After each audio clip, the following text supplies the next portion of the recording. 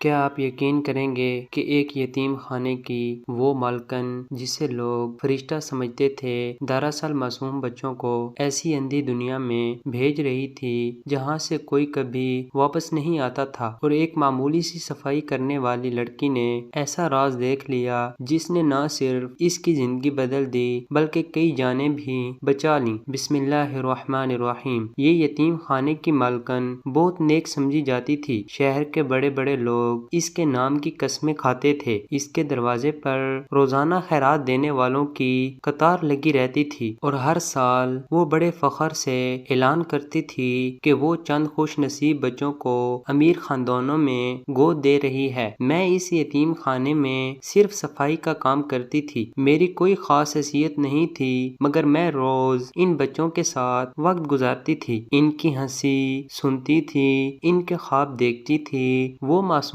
بچے جن کی آنکھوں میں ایک نئے گھر کی امید ہوتی تھی، وہ اکثر مجھ سے پوچھتے تھے کہ کیا واقعی انہیں کوئی اپنا لے گا، کیا انہیں ماں باپ کا پیار ملے گا، اور میں ہمیشہ مسکرا کر انہیں تسلی دیتی تھی، مگر میرے دل کے کسی کونے میں ایک عجیب سا خوف چھپا ہوتا تھا، کیونکہ جو بچے یہاں سے جاتے وہ کبھی واپس نہیں آتے تھے، نہ ان کی کوئی خبر آتی تھی، نہ کوئی ان سے ملنے آتا تھا۔ شروع میں نے سوچا شاید یہی معمول ہو، مگر وقت کے ساتھ یہ بات میرے دل میں کھٹکنے لگی۔ ایک رات جب سب سو گئے اور یتیم خانے میں مکمل خاموشی چھا گئی تو میں اپنے روز کے کام ختم کرتے کرتے مالکن کے دفتر کے قریب پہنچ گئی۔ دروازہ ہلکا سا کھلا ہوا تھا اور اندر مدھم روشنی جل رہی تھی۔ میرا دل تیزی سے دھڑکنے لگا، مگر تجسس نے میرے قدم روکنے نہ دیے۔ میں آہستہ سے اندر داخل ہوئی اور ادھر ادھر نظر دوڑائی۔ سب کچھ معمول کے مطابق تھا، مگر دراز کے اندر رکھی ایک موٹی سی فائل نے میری توجہ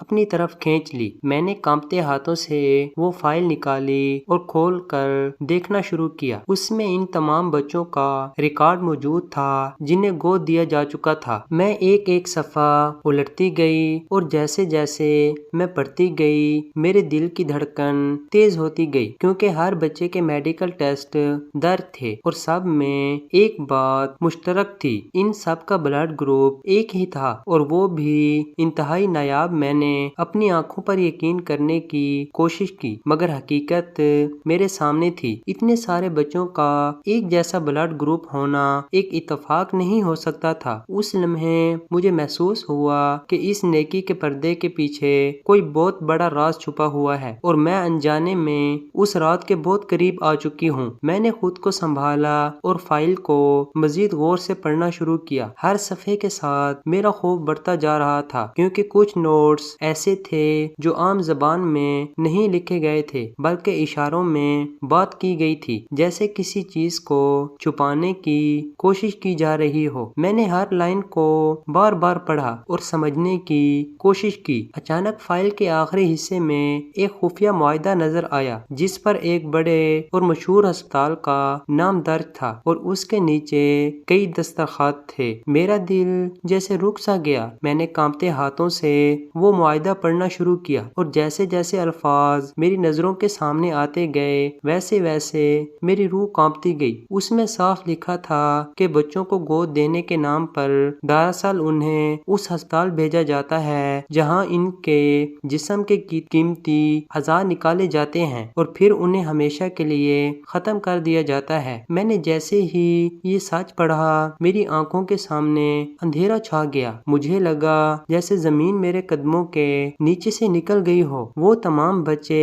جنہیں میں نے ہنستے کھیلتے دیکھا تھا، جنہیں میں نے اپنے ہاتھوں سے کھانا کھلایا تھا، وہ سب ایک خوفناک انجام کا شکار ہو چکے تھے۔ میں خود کو مجرم محسوس کرنے لگی کیونکہ میں اس سب کے درمیان موجود تھی، مگر کچھ جان نہ سکی۔ میرے ہاتھ سے فائل گر گئی اور میں زمین پر بیٹھ گئی۔ میری آنکھوں سے آنسو رکنے کا نام نہیں لے رہے تھے، مگر اسی لمحے میرے دل میں ایک عجیب سی طاقت نے جنم لیا۔ میں نے فیصلہ کیا کہ میں اس ظلم کے خلاف آواز اٹھاؤں گی، چاہے اس کے لیے مجھے اپنی جان ہی کیوں نہ دینی پڑے۔ میں نے فائل کو سنبھالا اور اپنے کمرے میں چھپا دیا، اور اگلے دن سے میں نے ہر چیز کو نئی نظر سے دیکھنا شروع کر دیا۔ مالکن کی ہر بات، ہر حرکت اب مجھے مشکوک لگنے لگی تھی۔ اگلے چند دن میرے لیے کسی ڈراؤنے خواب سے کم نہیں تھے۔ میں ہر وقت خوف میں مبتلا رہتی تھی، مگر ساتھ ہی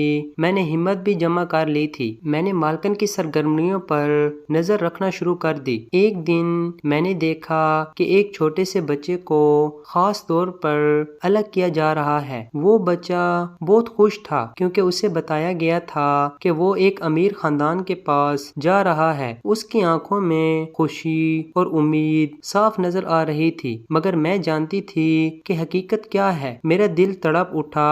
میں نے فیصلہ کیا کہ اب مزید خاموش رہنا گناہ ہوگا۔ میں نے موقع دیکھ کر اس بچے کو اپنے ساتھ لیا اور یتیم خانے کے پچھلے دروازے کی طرف بڑھنے لگی۔ میرا دل زور زور سے دھڑک رہا تھا۔ ہر قدم پر مجھے لگ رہا تھا کہ کوئی مجھے دیکھ رہا ہے۔ جیسے ہی میں دروازے کے قریب پہنچی، اچانک مالکن میرے سامنے آ کھڑی ہوئی۔ اس کے چہرے پر وہ مصنوعی مسکراہٹ نہیں تھی جو وہ سب کے سامنے دکھاتی تھی، بلکہ اس کی آنکھوں میں ایک خطرناک چمک تھی۔ اس نے مجھے روکنے کی کوشش کی اور سخت لہجے میں پوچھا کہ میں کہاں جا رہی ہوں، مگر اس وقت میرے اندر کا خوف ختم ہو چکا تھا۔ میں نے پوری ہمت کے ساتھ چیخنا شروع کر دیا اور لوگوں کو بلایا۔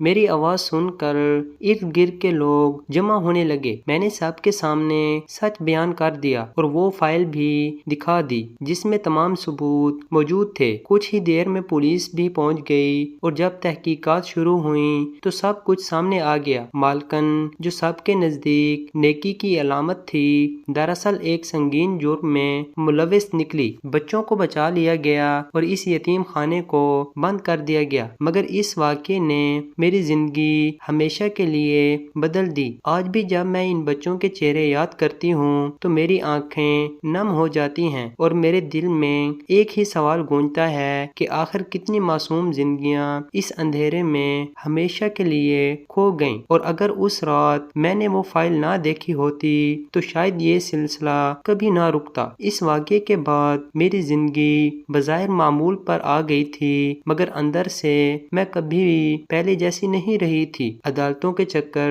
میڈیا کے سوالات اور لوگوں کی نظریں، سب کچھ میرے لیے ایک نئی آزمائش بن گیا تھا۔ میں نے کئی بار سوچا کہ سب کچھ چھوڑ کر کہیں دور چلی جاؤں، مگر ہر بار ان بچوں کے چہرے میرے سامنے آ جاتے اور میں خود کو روک لیتی۔ تحقیقات کے دوران بہت سے ایسے راز سامنے آئے جنہوں نے میرے رونگٹے کھڑے کر دیے۔ معلوم ہوا کہ یہ صرف ایک یتیم خانہ نہیں بلکہ ایک پورا نیٹ ورک تھا جو مختلف شہروں تک پھیلا ہوا تھا۔ کئی لوگ جو بظاہر معزز نظر آتے تھے اس جرم میں شامل تھے، اور سب سے تکلیف دہ بات یہ تھی کہ کچھ لوگ جانتے ہوئے بھی خاموش تھے کیونکہ انہیں اپنا فائدہ عزیز تھا۔ عدالت میں جب میں نے گواہی دی تو میرا دل کانپ رہا تھا، مگر میں نے ہمت نہیں ہاری۔ میں نے ہر وہ بات بتائی جو میں نے دیکھی تھی اور وہ فائل جو اس سارے راز کی کنجی تھی عدالت کے سامنے پیش کی گئی۔ کئی مہینوں کی جدوجہد کے بعد آخر کار فیصلہ سنایا گیا اور مالکن سمیت اس گھنونے دھندے میں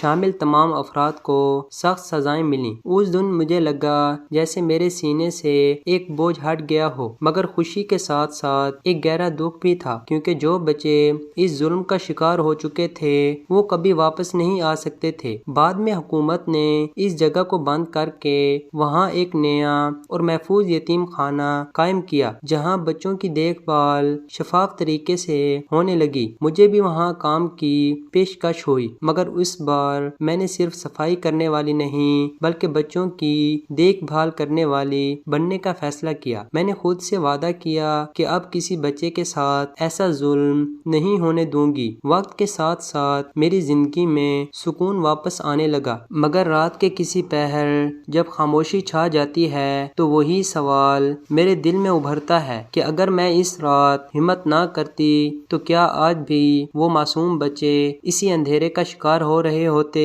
اور تب مجھے احساس ہوتا ہے کہ کبھی کبھی ایک چھوٹا سا قدم بھی سینکڑوں زندگیاں بچا سکتا ہے۔